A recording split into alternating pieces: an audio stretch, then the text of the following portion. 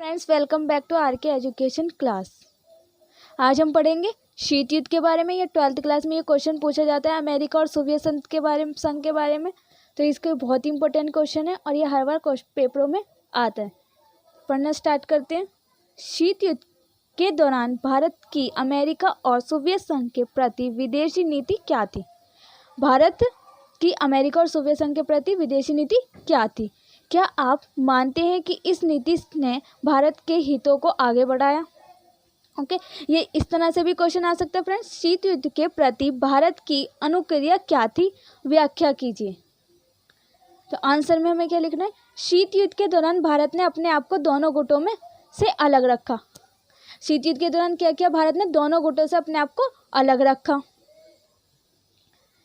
तथा द्वितीय स्तर पर भारत ने नव स्वतंत्रता प्राप्त देशों का किसी भी गुट में जाने का विरोध किया। जिन्होंने नव स्वतंत्रता प्राप्त की थी उन देशों का भी भारत ने क्या कहा कि किसी भी गुट में जाने से विरोध किया। भारत ने गुट निरपेक्षता की नीति अपनाई। भारत ने कौन सी नीति अपनाई फ्रेंड्स? गुट निरपेक्षता। भारत ने सदैव दोनों गुटों में पैदा हुए मतभेदों को कम करने के लिए प्रयास किया। भारत ने क्या किया? सदैव मतलब ऑलवेज उसने क्या किया? भारत ने दोनों गुटों में जो भी मतभेद हुए थे उनको सॉल्व करवाने का या उन्हें कम करवाने का प्रयास किया, जिसके कारण ये मतभेद व्यापक युद्ध का रूप धारण न कर सके। जिसके कारण क्या थे कि मतभेद जो है ये व्यापक युद्ध का रूप धारण ना कर सके। भारत की अमेरिका के प्रति विदेश नीति। भारत की अमेरिका के प्रति विदेश नीति। भारत और अमेरिका में बहुत मित्रतापूर्ण संबंध कभी नहीं रहे। कि बहुत ज़्यादा मित्रतापूर्ण संबंध भारत और अमेरिका के कभी नहीं रहे।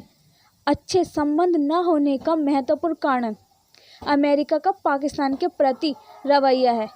क्या है दोनों के बीच? अमेरिका और भारत के प्रति न होने का, अच्छे संबंध न होने का प्रति क्या है कि पाकिस्तान का, अमेरिका का जो था वो पाकिस्तान के प्रति रवैया है। अमेरिका ने कश्मीर के मामले पर सदा पाकिस्तान का समर्थन किया।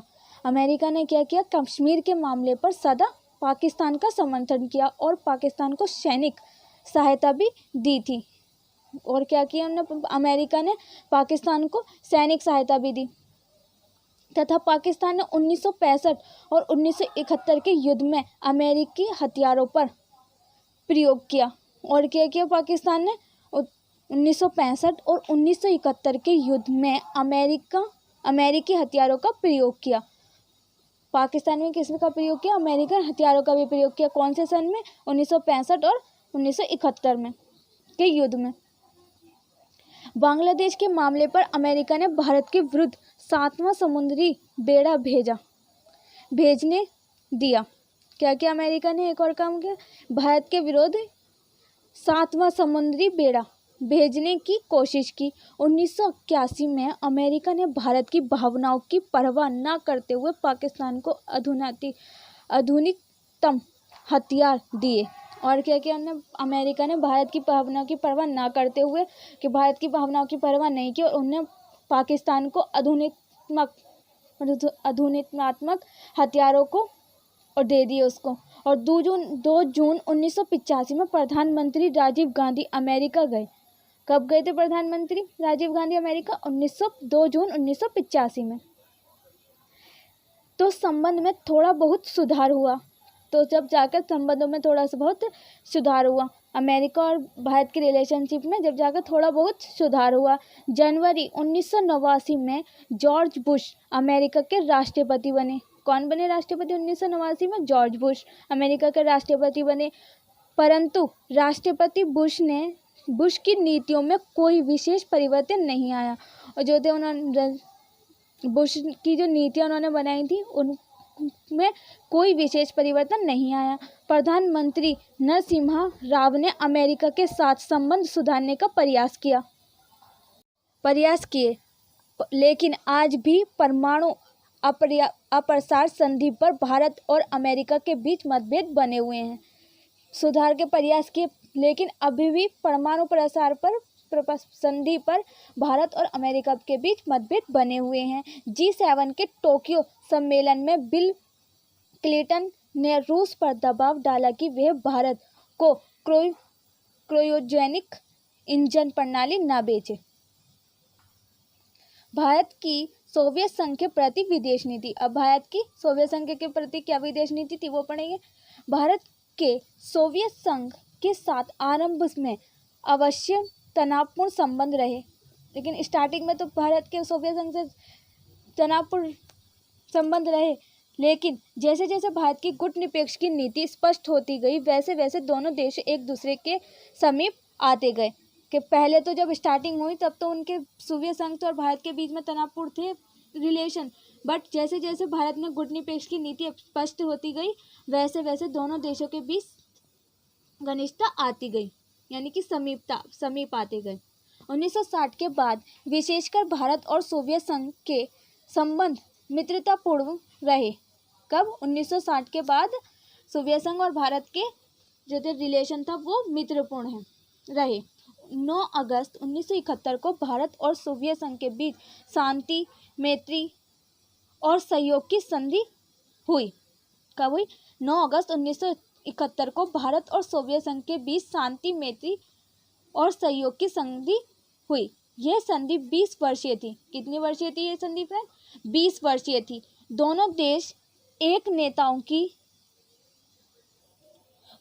के नेताओं की एक दूसरे देश की यात्राओं से दोनों देश के गहरे संबंध स्थापित हुए। कि दोनों देशों ने एक दूसरे के वहाँ यात्रा करनी शुरू की तो दोनों के बीच गहरे संबंध स्थापित हुए। दोनों देश के बीच आर्थिक व वैज्ञानिक सहयोग बढ़ने व सांस्कृतिक संबंध बढ़ाने के लिए कई समझौते हुए। क्या हुए? दोनों देशों के बीच आर्थिक वैज्ञानिक सहयोग बढ़ाने व सांस्कृतिक संबंध बढ़ाने के लिए कई समझौते हुए। 9 अगस्त 1991 को 20 वर्षीय संधि 15 वर्ष के लिए और बढ़ा दी गई। जो 20 वर्ष के लिए की थी वो 15 वर्ष के लिए और बढ़ा दी गई। लेकिन 1991 के अंत में सोवियत संघ का बड़ा तेजी से विघटन हो गया। और सोवियत संघ का क्या हुआ? 1991 के अंत में सोवियत संघ बड़ा तेजी से विघटन हो गया। सोवियत संघ के गणराज्यों ने अपनी अपनी स्वतंत्रता घोषित कर दी। क्या कर दी? सोवियत संघ के गणराज्यों ने अपनी अपनी स्वतंत्रता घोषित कर दी और देखते ही देखते सोवियत संघ का एक राष्ट्र के रूप में अंत हो गया। और देखते ही देखते क्या हुआ फ्रेंड्स? सोवियत संघ का अंत हो गया। सोवियत संघ एक राष्ट्र का अंत हो गया। भारत ने सोवियत संघ के स्वतंत्र गणराज्यों से संबंध स्थापित किए। फिर भारत ने क्या किया? सोवियत संघ के जो स्वतंत्र गणराज्यों से संबंध स्थापित किया और रूस के राष्ट्रपति बोरिस येल्त्सिन ने भारत के प्रधानमंत्री नरसिम्हा राव को विश्वास दिलाया। उन्होंने विश्वास दिलाया, भारत के प्रधानमंत्री कौन थे? नरसिम्हा राव को विश्वास दिलाया कि रूस के भारत के साथ मित्रतापूर्ण संबंध बने रहेंगे। कि भारत के रूस के साथ मित्रता यानी कि रिलेशनशिप, जो फ्रेंड रिलेशनशिप है वो बनी रहेगी। भारत के रूस के साथ मित्रतापूर्ण संबंध हैं। Friends, if you like the video, so don't forget to like, share and subscribe my channel and hit the bell icon. और अपने फ्रेंड्स के साथ भी शेयर करना ना भूलें, जिससे इस वीडियो का प्रॉफिट उन्हें भी हो। और ज़्यादा से ज़्यादा मेरी वीडियो को शेयर करें। और आपको जिस टॉपिक पे भी और वीडियो चाहिए तो मुझे कमेंट पे बता सकते हैं। Thanks for watching my video.